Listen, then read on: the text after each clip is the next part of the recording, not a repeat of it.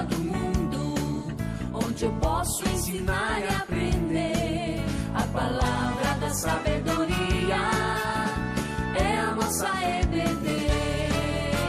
Deus é o nosso diretor, o Espírito Santo nosso professor. A Bíblia é a cartilha que ensina o caminho, a verdade e a vida. Deus é o nosso diretor, o Espírito Santo nosso professor. A Bíblia é a cartilha que ensina o caminho, a verdade e a vida. Olá, meus amores, mais uma vez aqui, mais uma lição para a vida inteira, para vocês levarem por onde quer que passarem. Eu quero essa palavra de Deus que vocês vão aprender hoje cravada nos seus corações. Eu quero que vocês saibam que eu tenho muito orgulho de vocês que estão aqui agora. Parabéns! Hoje nós vamos falar de novo de Abraão. Nós vamos aprender mais um pouco desse grande patriarca da Bíblia, tá bom? Vamos orar? Senhor Deus, Pai amado, nós pedimos agora que o Senhor abençoe esta lição. Deus, esconde a Tua palavra no nosso coração para não pecarmos contra Ti e que nós possamos aprender muito com esta história de Abraão e Isaac. Em nome de Jesus. Amém. Eu sei que muitos de vocês já devem ter percebido alguma coisa diferente na tia Ludmila, e realmente tem. Estou sem óculos, estou começando a me libertar dele, tá? Eu fiz uma cirurgia de catarata no olho esquerdo, ainda vou fazer no direito, então eu estou no meio do caminho. Se eu ponho o óculos eu não enxergo direito, se eu tiro o óculos eu também não enxergo. Mas com o tempo vocês vão acostumando, gente, porque eu não quero voltar a usar óculos nunca mais, tá bom? Então vamos lá, meu pessoal. Olha, hoje nós vamos continuar a falar de Abraão. Falar de Abraão é falar de obediência. Ele era perfeito diante de Deus? Não. Assim como você, assim como eu, ele também não era perfeito. Mas mesmo assim, Deus quis deixá-lo como exemplo para nós. Por que ele não era perfeito? Se você estudar o capítulo 20 de Gênesis, você vai ver que Abraão mentiu para o rei Abimeleque quando passou pela terra dele, dizendo que Sara era sua irmã. E era mentira, Sara era a mulher dele, não é? Mas se você quiser saber por que ele mentiu, você leia o capítulo 20. Deixei essa curiosidade para você, porque hoje nós não temos tempo de desenvolver esse assunto. Eu só quis dizer que ele não era perfeito. Muito bem. Mas, lá na lição 3, vocês aprenderam o que de Abraão? Que Deus ordenou a ele que saísse da sua terra, deixando os seus parentes para trás e fosse para uma terra onde aquele povo era diferente do seu, uma terra estranha, e aí ele iria se mudando, até chegar na terra prometida, que era Canaã, tá? Difícil, né, gente? É muito difícil sair da nossa zona de conforto, do lugar onde a gente se sente bem. Mas Abraão obedeceu. Pegou tudo que ele tinha, todo o gado, todas as coisas, todos os servos, a família dele, e foi embora para um lugar onde Deus lhe mostraria. Além disso, a esposa de Abraão, Sara, ela era estéril, ela não podia ter filhos. E você aprendeu na lição 3 que apesar dela ser velhinha, Deus disse para Abraão que ela teria um filho e que a partir desse filho, Abraão seria pai de uma grande nação. Mas Deus é detalhista. Deus ainda disse para ele que essa nação seria numerosa como as estrelas do céu e incontável como a areia da praia.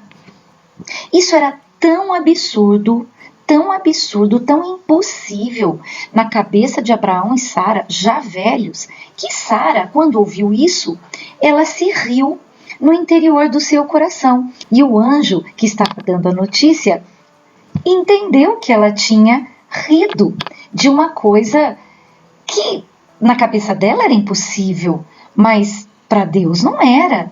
E então, quando Isaac nasceu, porque Deus cumpre todas as suas promessas, quando Isaac nasceu, ele se chamou Isaac por quê? Que queria dizer riso, não é isso? Filho do meu riso. Muito bem. Então, filho do riso ou não, vocês podem imaginar a alegria de Abraão e Sara. E hoje, na lição 4, que a nossa lição se chama É Hora da Prova. Que prova é essa? Vocês nem imaginam o que Deus vai pedir a Abraão. Abra sua Bíblia no livro de Gênesis, capítulo 22. E você não vai fechar durante a nossa aula inteira, porque hoje nós vamos ler bastante. Gênesis, capítulo 22, versículo 1. Aqui vou eu. Algum tempo depois, Deus pôs Abraão à prova. Abraão, Deus chamou. Sim, respondeu Abraão. Aqui estou. Deus disse, tome seu filho, seu único filho Isaque, a quem você tanto ama, e vá à terra de Moriá. Lá, em um dos montes que eu lhe mostrarei, ofereça-o como holocausto. Oi? Espera um pouco. Sara era estéril, já era velhinha.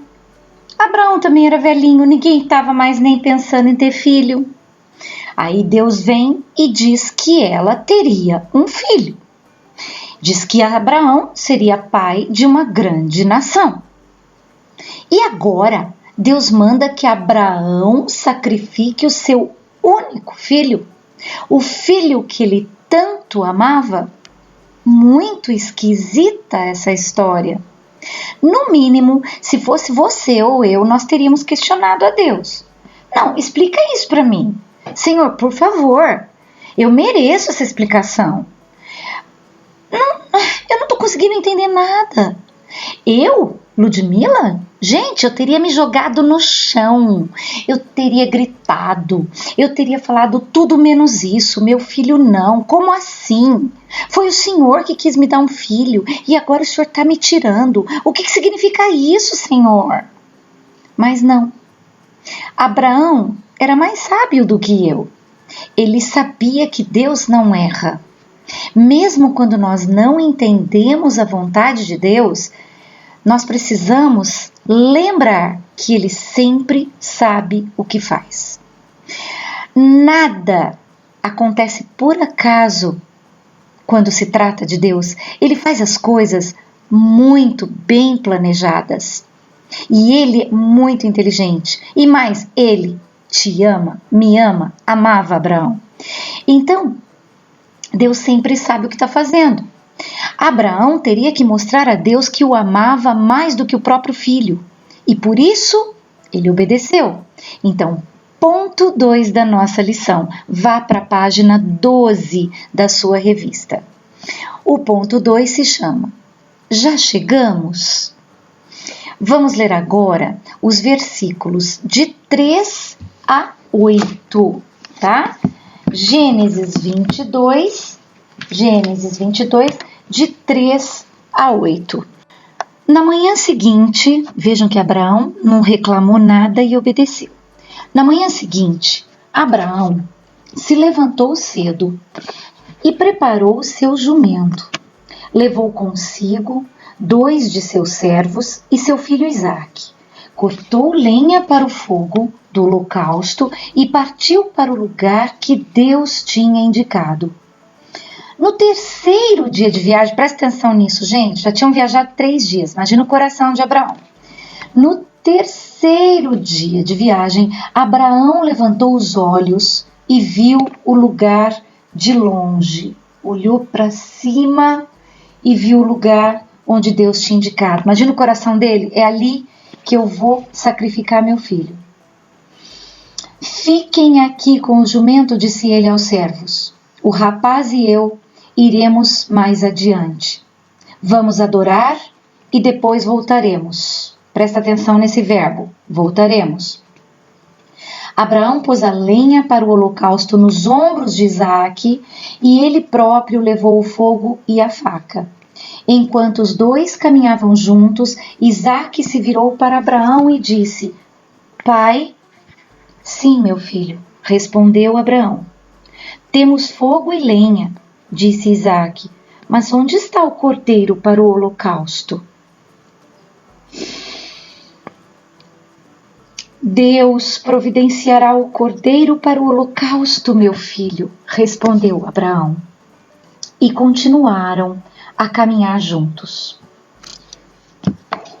Gente, vamos lá. Vocês já são mocinhos.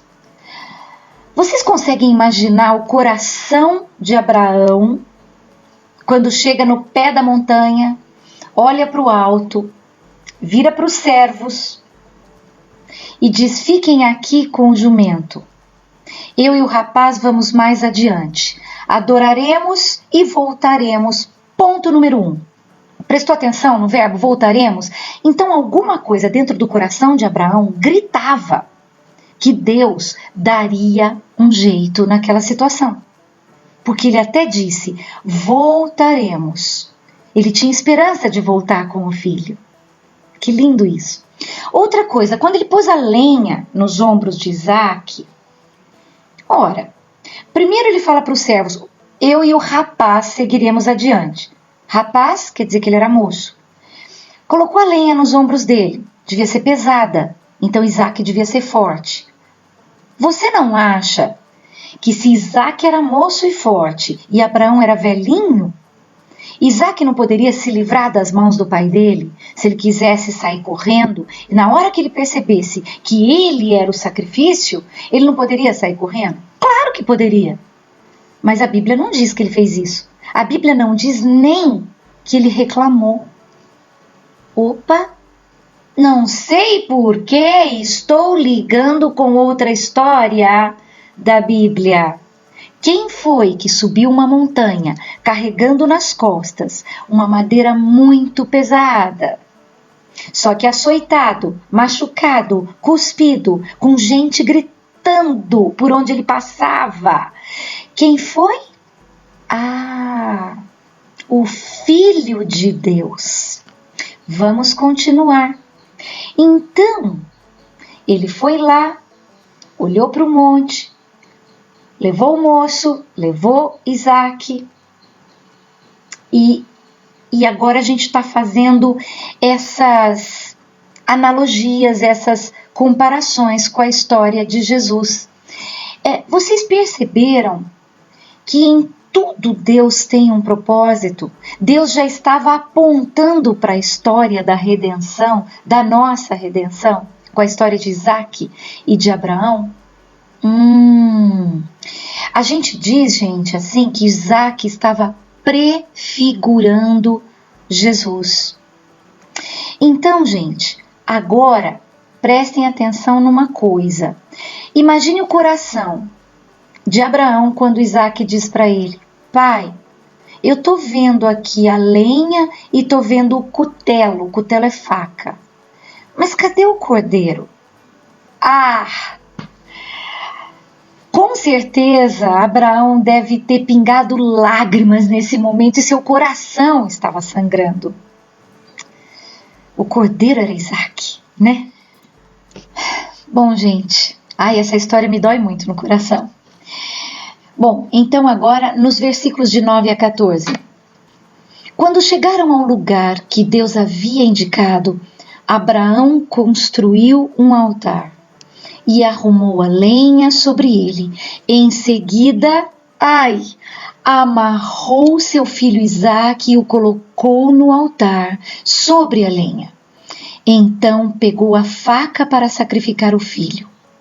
Nesse momento, o anjo do Senhor o chamou do céu: Abraão, Abraão, aqui estou. Acho que ele falava: o que será que agora?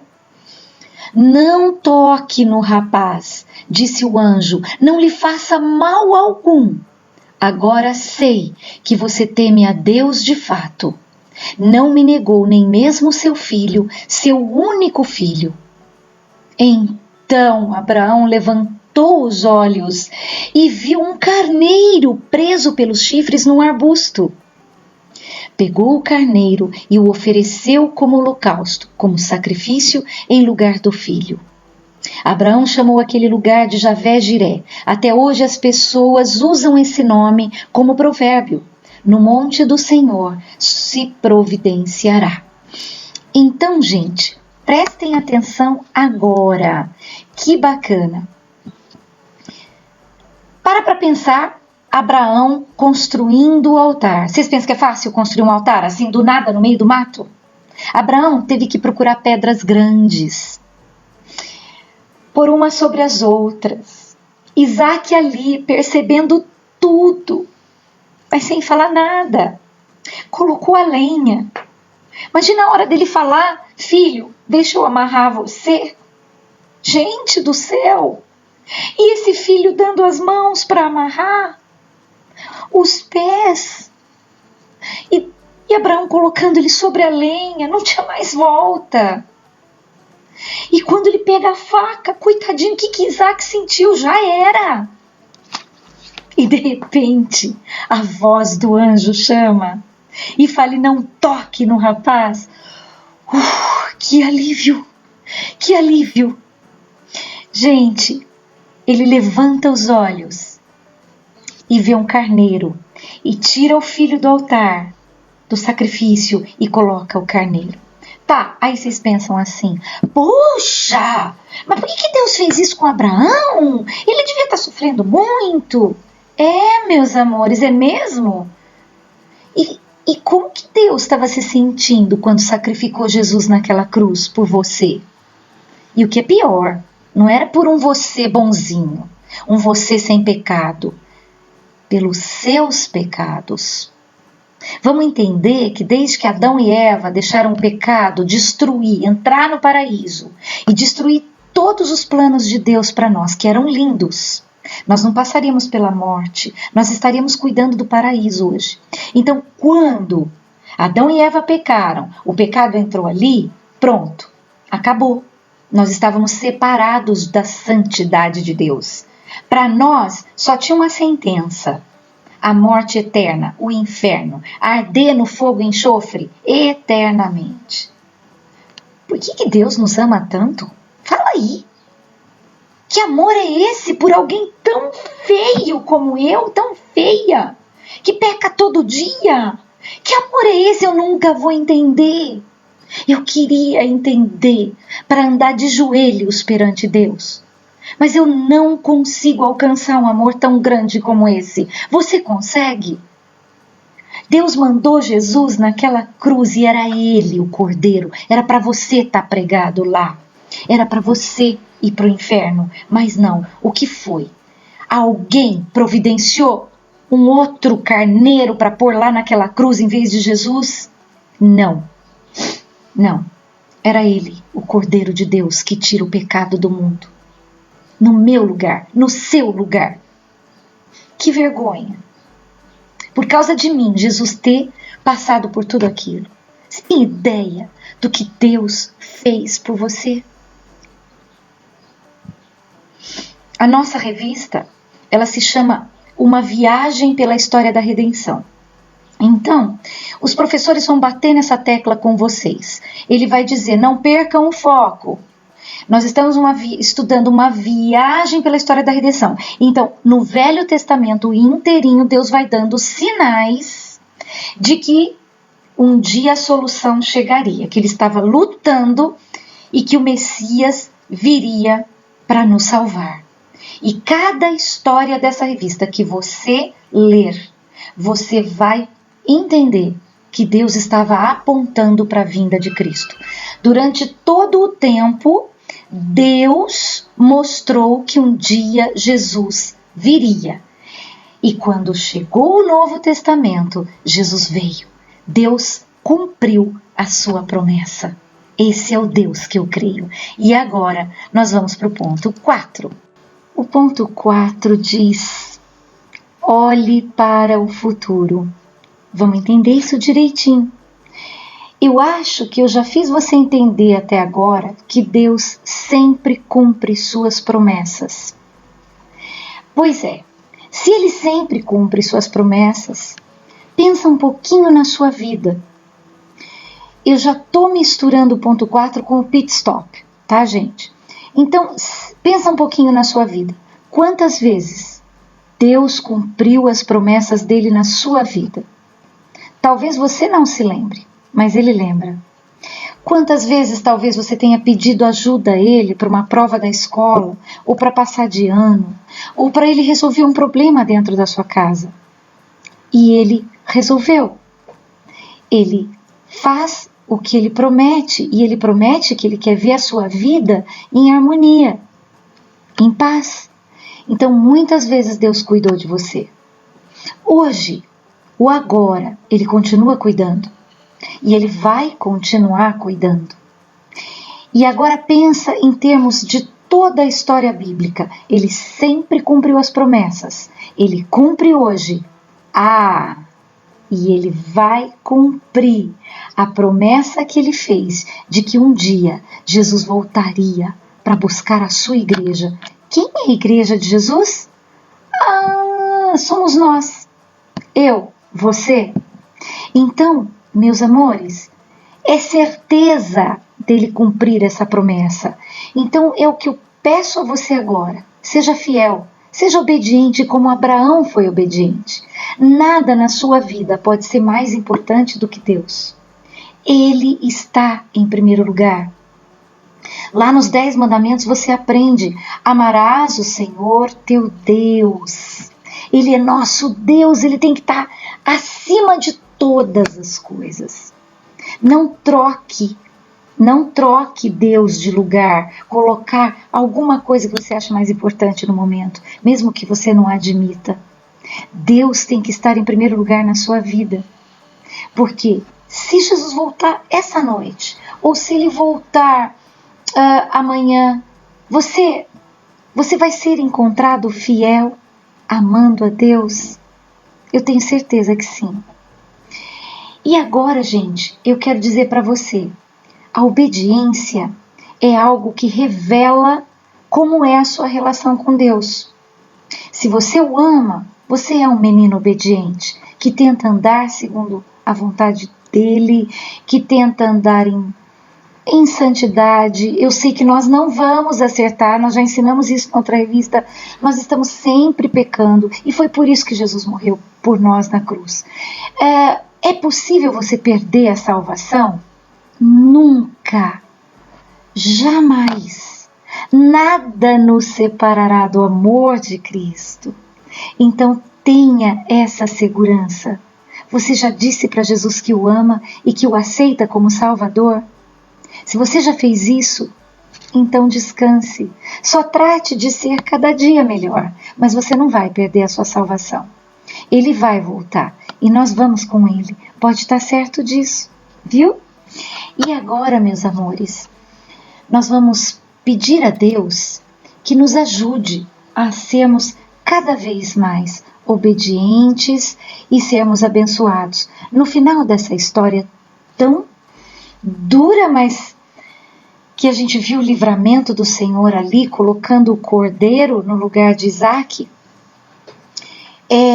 nós precisamos lembrar que no final dela, Deus disse para Abraão: porque não me negaste o teu próprio filho, eu o abençoarei.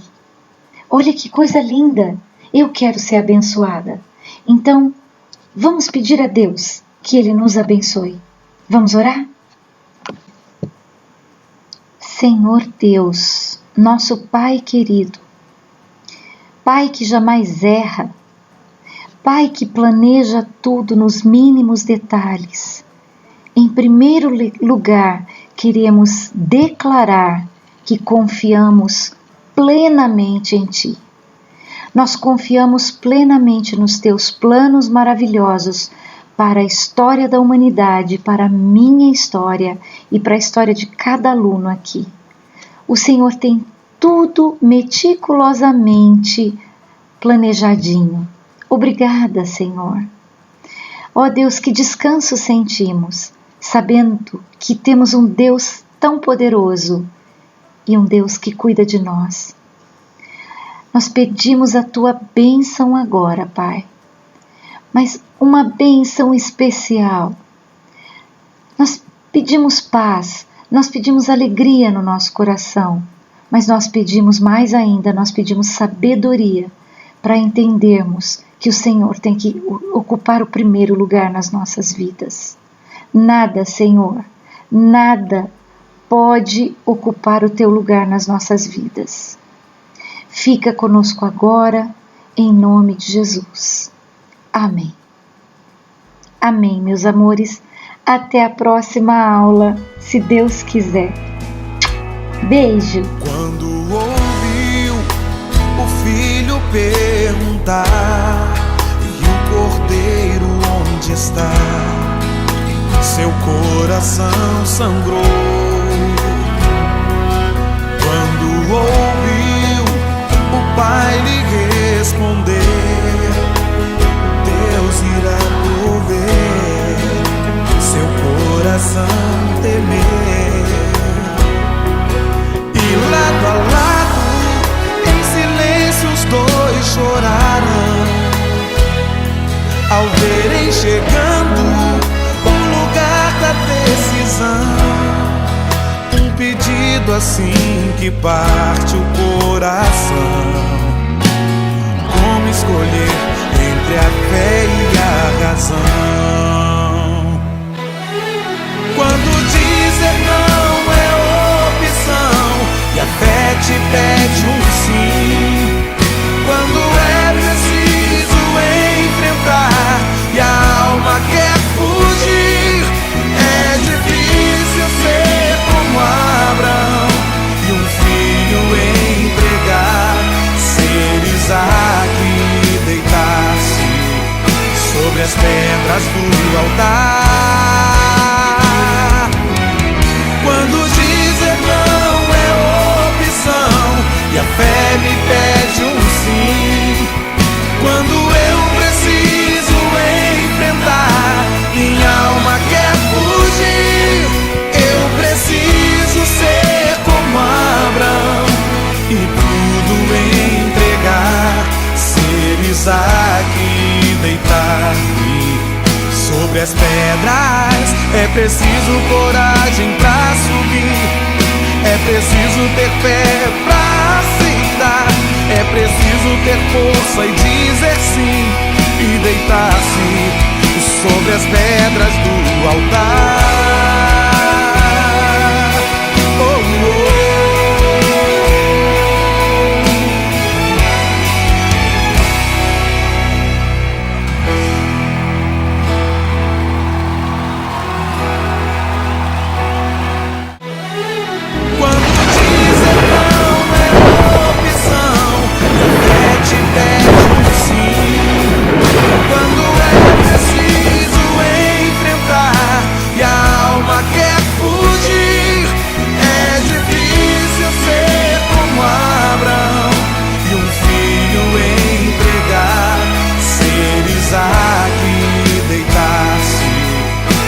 As pedras do altar. Quando dizer não é opção e a fé me pede um sim, quando eu preciso enfrentar, minha alma quer fugir, eu preciso ser como Abraão e tudo entregar, ser Isaac e deitar-me sobre as pedras. É preciso coragem pra subir, é preciso ter fé pra aceitar, é preciso ter força e dizer sim e deitar-se sobre as pedras do altar.